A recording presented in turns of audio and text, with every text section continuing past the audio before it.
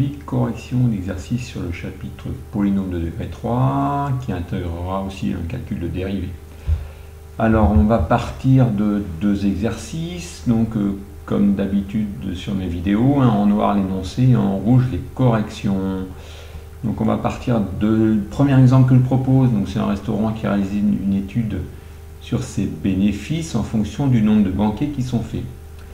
On a l'expression du bénéfice qui nous est proposée ici. Et nous, ce qu'on veut savoir, c'est déterminer le nombre de banquets organisés pour que le bénéfice soit max.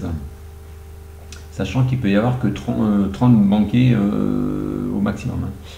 Donc, quand on a un problème de ce type, première chose que l'on doit faire, c'est d'être capable de calculer la dérivée de la fonction. La fonction, là, ici, donc la dérivée, c'est moins 80 tiers multiplié par la dérivée de x au cube, on sait que la dérivée de x au cube c'est 3x carré, plus 1200 multiplié par la dérivée de x carré, on sait que c'est 2x, moins 10 000, puisque ça c'est du style ax plus b, et la dérivée c'est juste la valeur de a. Donc j'ai moins 80 tiers fois 3x carré, plus 1200 fois 2x, moins 10 000.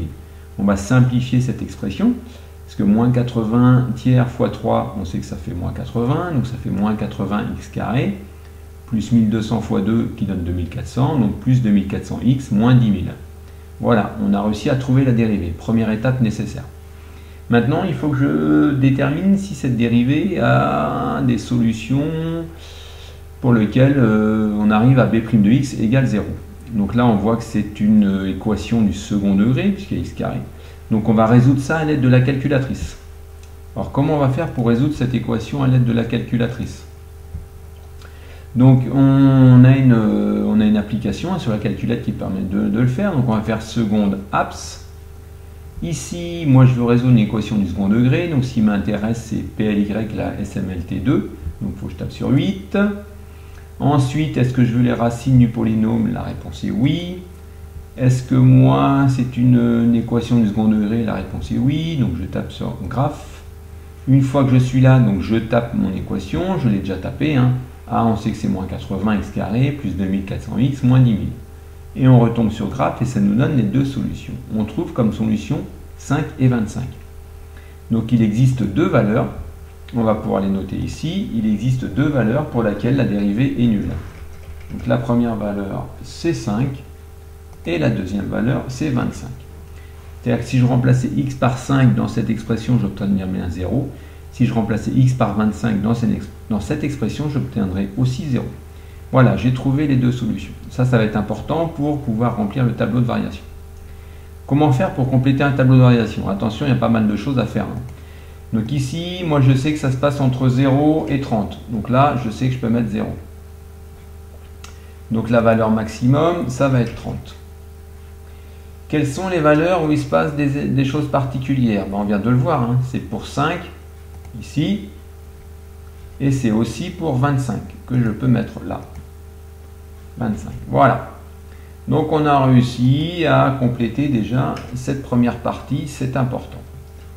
Une fois qu'on est là, donc nous, on va s'en sortir avec l'étude du signe de la dérivée. Donc on a ça sous les yeux. Donc je sais que ma dérivée est nulle pour 5, donc ici j'ai le droit de mettre 0.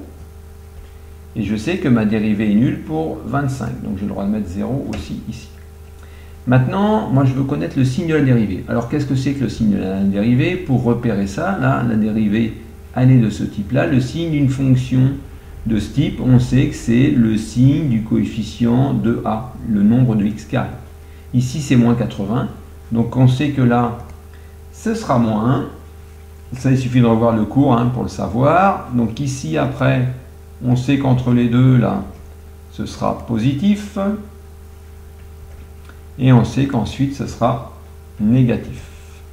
Donc, négatif ici. Là, j'ai le droit de mettre moins. Voilà, je sais que ma dérivée est négative, après positive, après négative. On a vu aussi dans le cours que lorsque la dérivée est négative, la fonction est décroissante. Lorsque la dérivée est positive, la fonction est croissante, et donc de nouveau décroissante. Voilà, donc j'ai réussi à trouver les variations de ma fonction. Alors attention, pour bien compléter de façon très rigoureuse notre tableau de variation, il faut bien mettre les valeurs que l'on obtient ici au début et à la fin de chacune des variations. Alors ici, comment j'ai fait pour trouver 25 000?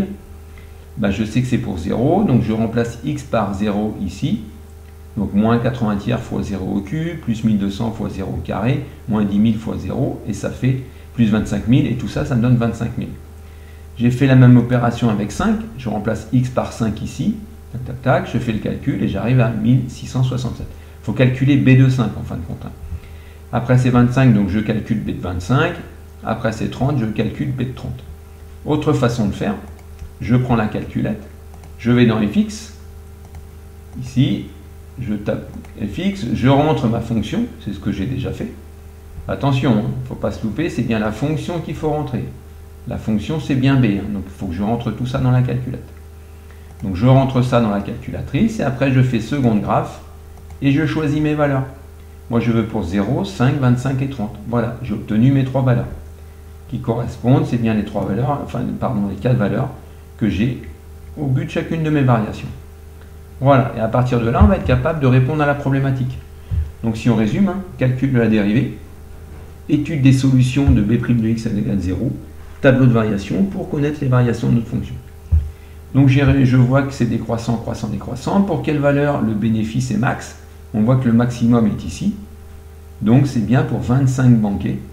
Il faut donc organiser 25 banquets pour que le bénéfice soit maximum. Si on vous avait demandé après quelle est la valeur de ce bénéfice, vous auriez dit le bénéfice est 208 333 €. Voilà pour cet exercice numéro 1. Exercice numéro 2, même idée.